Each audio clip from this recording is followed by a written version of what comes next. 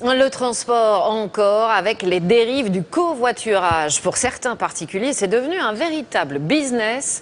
Il ne s'agit plus simplement de partager son véhicule le temps d'un trajet, mais bien d'organiser du transport de personnes au nez et à la barbe des taxis ou des lignes d'autocar.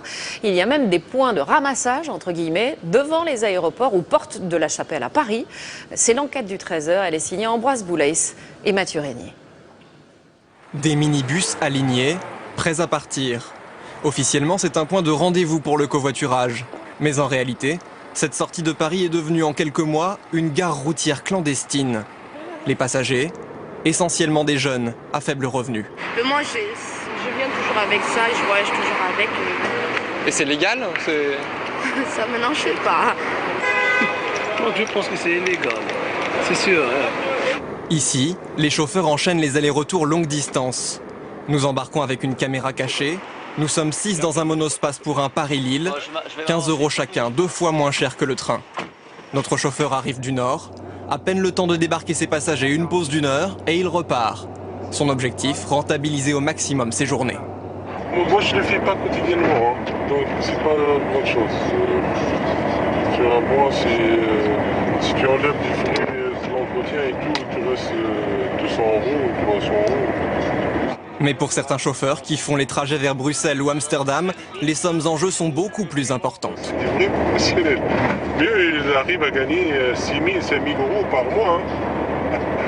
Mais c'est toujours sous couvert du covoiturage. Mais c'est pas du covoiturage, c'est du business. Et c'est bien ça le problème.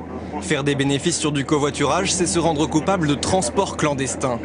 Ces conducteurs ne payent ni charges ni impôts sur leur activité et bien souvent leur assurance ne couvre pas tous les passagers. Les professionnels du secteur y voient une concurrence déloyale. Ça devient une industrie. Ils sont organisés, vous avez parfois plusieurs chauffeurs pour un même véhicule qui tournent à des horaires réguliers. Ça devient véritablement un transporteur de lignes régulières, quasiment comme nous, avec des départs à des horaires.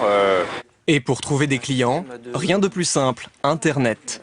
Même si les sites de covoiturage traquent les profils suspects. Si jamais on trouve un profil de personne qui fait trop de trajets, par exemple un aller-retour dans la journée, on va pouvoir suspendre le compte. Si on a aussi également des gens qui proposent trop de places d'un coup, c'est quelque chose que l'on va regarder de près. Puisque le covoiturage, c'est en général 3 personnes, 3 passagers que vous prenez dans votre voiture, c'est pas 6 ou 7. Ces chauffeurs clandestins risquent gros. En transportant illégalement des passagers, ils encourent jusqu'à 15 000 € d'amende et 1 an de prison.